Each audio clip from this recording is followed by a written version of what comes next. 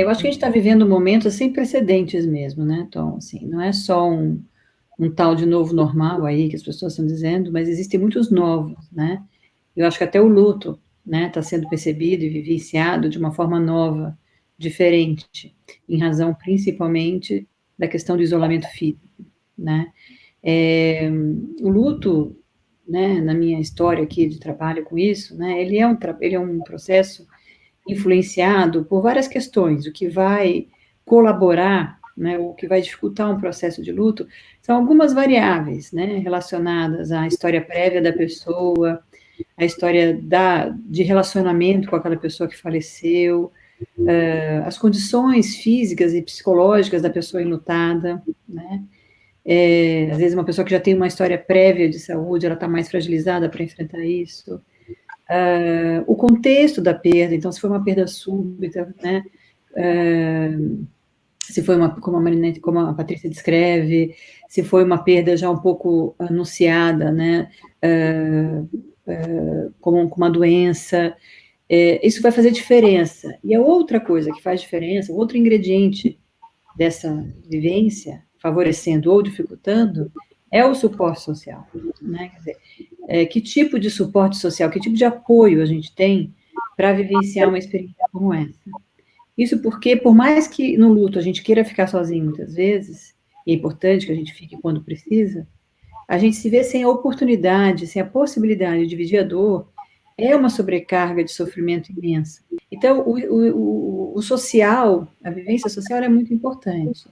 E uma outra dimensão importante que é permitida no social, que é possibilitada no social, é você poder concretizar a perda, é você poder realizar que aquela situação tão temida e tão dolorosa realmente aconteceu. Então, alguns rituais ajudam a gente nesse processo. Patrícia, vocês também, Patrícia, eu queria ouvir, você, a tua família, teus filhos e tudo mais, vocês também foram procurando todos os rituais, vocês foram adaptando como possível, vocês fizeram todos dentro da possibilidade, né? Então vocês fizeram o velório, vocês fizeram as 7 dias, 30 dias, o aniversário, realmente fazendo questão de celebrar da forma que fosse possível. Eu queria te ouvir um pouquinho como é que foi esse processo para vocês e tudo mais. Bem, posso dizer que não foi nada fácil, né? O momento inicial, né?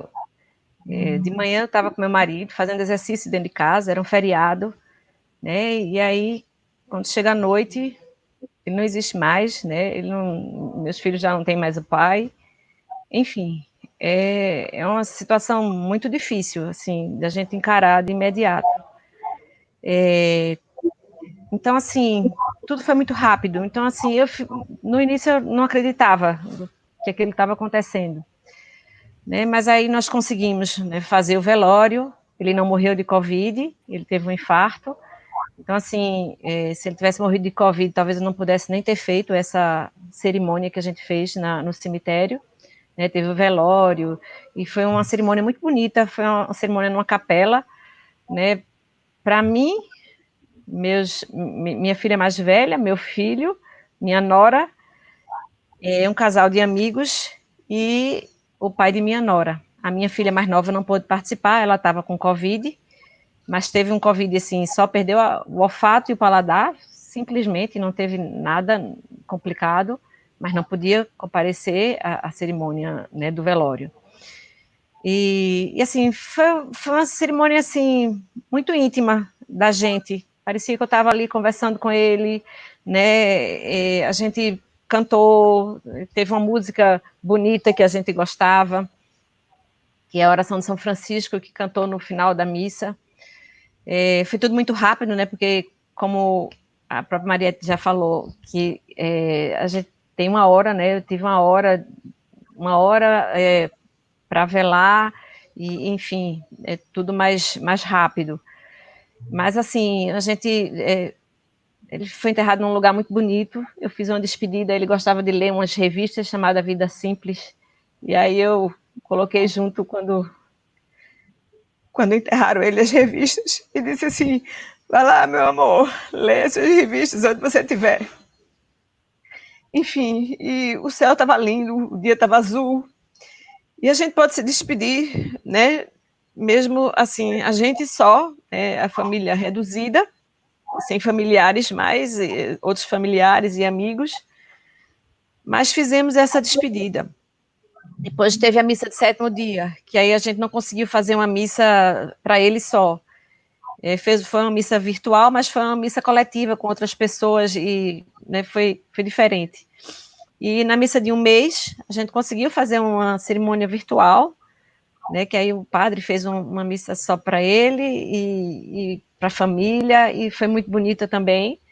Meus filhos participaram e leram, né, textos muito bonitos. E quando foi no dia 6 de junho, que ele faleceu no dia 1º de maio, quando foi no dia 6 de junho, era o aniversário dele, e aí a minha filha mais nova, como ela não participou, né, da cerimônia do velório e tudo, que eu acho que, assim, tudo quando é muito virtual, a gente fica meio sem acreditar, né, quando a gente não vê, é como se a gente não tivesse participado totalmente daquilo, né, então, assim, eu precisava que ela também tivesse um conforto, e aí no aniversário dele, a gente fez a cerimônia virtual, que ele, assim, foi uma cerimônia muito bonita, que, assim, todos conseguiram falar, né, conversar com a família, né, os amigos, e, assim, amigos deram depoimentos. Então, assim, era um dia que era para ser um dia muito triste para a gente, porque a gente ia estar sozinha em casa, né, eu e minha família reduzida, que, assim, né, meu filho ainda pode ir lá em casa, porque ele está em quarentena, então ele mora com a esposa, e ele pôde compartilhar com a gente desses momentos, mas só a gente, né? E na cerimônia do aniversário, eu fiz como se fosse o aniversário dele. Eu encomendei o bolo de chocolate que ele gostava, fizemos uma mesa bonita, né? E comemoramos como se fosse o aniversário dele. Ele era uma pessoa muito alegre, era uma pessoa extremamente divertida, tinha uma sacação, assim, né, de piadas, assim, incrível, e assim, foram tantas memórias nesse dia que, para mim, foram confortantes. A notícia veio via WhatsApp pela minha irmã, e eu sou enfermeira também, né, trabalho com cuidados paliativos, e no momento em que eu recebi a notícia, eu tirei o celular do bolso, né, eu dei uma olhada, assim, estava preparando um material para realizar um procedimento em uma paciente, e daí tinha a notícia que a minha avó tinha morrido, e assim, para mim foi desafiador aquele momento, porque eu pensei, nossa, e agora? O que eu faço, né? Porque uma coisa é quando a gente trabalha com a morte do nosso lado, né? E outra é quando ela está dentro da gente. E o primeiro pensamento que me veio foi: nossa, mas você não é enfermeira de cuidados paliativos? Você sabe o que tem que ser feito, né? E eu não sabia. Então, aquele momento, aí eu peguei e falei: não, respira, né? Uma coisa de cada vez, continuei mexendo ali com o material que eu estava preparando, e nesse momento eu lembrei, assim, acho que a minha cabeça nunca funcionou tão rápido quanto foi naqueles 2, 3 minutos, né? Eu lembrei da última vez que eu estive com a minha avó, que foi logo um pouco antes, né, da gente entrar em isolamento social, e eu tive a oportunidade de passar uma manhã com ela, de cuidar dela, né? E naquele momento eu já percebi que a minha avó já tinha mudado de fase da doença, né? Que ela já não estava mais numa fase terminal, que ela estava entrando numa fase final de vida. E eu fiquei um tempo deitada com ela, conversando com ela, e ela ficava o tempo todo, né, me oferecendo uma pinga, né? E ela me ofereceu, assim, muitas vezes. E eu falava, nossa, mas que estranho. Eu falava, não, vó, eu não quero. Aí, quando minha mãe chegou, eu contei para minha mãe. Eu falei, mãe, a avó me ofereceu pinga, nossa, um monte de vezes. Assim, tipo, eu nem lembrava quantas, assim, muitas vezes. E a minha mãe, imediatamente, se dirigiu à minha avó e perguntou, mãe, a senhora quer uma pinguinha? E minha avó levantou assim e falou, tem aí? E daí eu não sabia que a minha avó bebia, porque eu nunca na minha vida vi minha avó tomando uma bebida alcoólica, né? E a minha mãe contou que quando ela trabalhava na roça, né, que eles tinham o hábito, depois de um dia de trabalho, tomar uma pinga no final do dia e pronto, para relaxar, assim como a gente faz com uma cerveja, com suco no final do dia, né. E me veio essa cena na cabeça, e eu lembro que eu conversei com os meus familiares ali, e eu falei para eles, né, que não tinha problema, que a minha avó já estava com uma ingesta alimentar diminuída, que ela ia comer cada vez menos, que era só o que ela quisesse, o que ela tolerasse. E naquele momento eles acharam melhor não oferecer a pinga para minha avó. E eu peguei e falei, não, tudo bem, né? Assim, mesmo eu sendo contra, que a gente sabe que não é isso que vai modificar, né? O que vai acontecer. E depois que eu fui embora, eu conversei com as minhas irmãs, inclusive esse foi o último dia que eu também vi a minha família presencialmente, né? Desde então, eu não vejo mais os meus familiares, só por meio de reuniões virtuais, né? A gente se reúne todos os domingos. E naquele dia eu conversei com as minhas irmãs, né? E eu contei para minha irmã o que tinha acontecido, e a minha irmã falou: não, fica tranquila que amanhã eu vou visitar e eu levo e ofereço para ela e vejo se ela quer. E no dia seguinte, a minha irmã foi e levou para minha irmã falou que foi só um gole, que foi só um gole, ofereceu, ela tomou a pinga, né? Minha irmã disse que pegou a melhor cachaça que tinha em casa, levou, ela tomou um único gole e falou: nossa, essa é da boa, hein? E, e daí depois minha irmã disse que ofereceu novamente para ela e ela não quis mais. E eu lembrei de tudo isso, eu lembrei de eu ter visto a minha avó nua pela primeira vez, né? Ela tinha 94 anos, tinha insuficiência cardíaca, Alzheimer, e aquele foi o dia em que eu tive a oportunidade de escovar a dentadura dela, de pentear o cabelo dela, de ajudar a trocar. E isso foi muito bom, porque eu me senti realmente presente ali. E eu lembrei de tudo isso, né, enquanto eu estava preparando o material. E daí eu pensei, nossa, e agora? Eu preciso tomar uma pinguinha em homenagem à minha avó, né? E daí eu conversei com as enfermeiras que trabalhavam, que estavam do meu lado, né? Eu falei, olha, eu tenho um procedimento para fazer, a minha avó acabou de morrer e eu não sei o que eu faço. E daí elas falaram, não, você vai pegar, vai dar daqui a gente vai fazer isso que você ia fazer, e você vai embora para sua casa, né? E nisso eu não tinha chorado, eu percebi o quanto foi importante eu ter alguém do meu lado que me disse o que eu deveria fazer naquele momento, né? E daí eu vim embora, eu vim no caminho pensando em tantas outras coisas, do quanto que eu conheci de história da minha família no último dia que eu estive presente junto com a minha avó. E daí eu cheguei em casa, né? A primeira coisa que eu fiz em tempos de Covid, a gente já vai direto para o banheiro, né? Tomar banho. E daí eu me ajoelhei e chorei, chorei, chorei. Depois disso, a minha avó gostava muito de ouvir Amado Batista. E daí eu coloquei a música do Amado Batista e tomei um gole de pinga em homenagem a ela. Aí depois que eu fiz isso, parece que foi como se tivesse dado um alívio e eu pensei, não, agora vamos ver o que eu vou fazer. Daí eu comprei uma passagem para fui ver passagem para São Paulo e tal, porque eu consegui a última passagem que tinha disponível no ônibus, né? E eu comprei, mesmo sabendo se eu ia conseguir ou não. Eu falei, não, vou comprar e depois eu decido o que eu faço, porque a gente não sabia se ia ter cerimônia, como que ia ser feito, né? E daí, conversa com os meus irmãos, nós optamos por eu ficar aqui em Curitiba.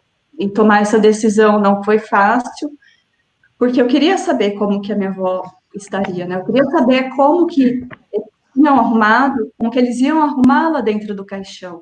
Eu queria saber se ela ia estar bonita dentro do caixão. Eu queria saber todos os detalhes, né? E daí foi combinado com os meus irmãos que no momento a gente não sabia o horário do velório no dia seguinte, mas ia ser restrito a 10 pessoas, né, durante uma hora antes do sepultamento. E daí o combinado foi que eu iria ficar e eles iriam mandar áudio, mandar filmagem, mandar fotos da minha avó enquanto ocorresse o velório dela, e eu iria acompanhar à distância, né?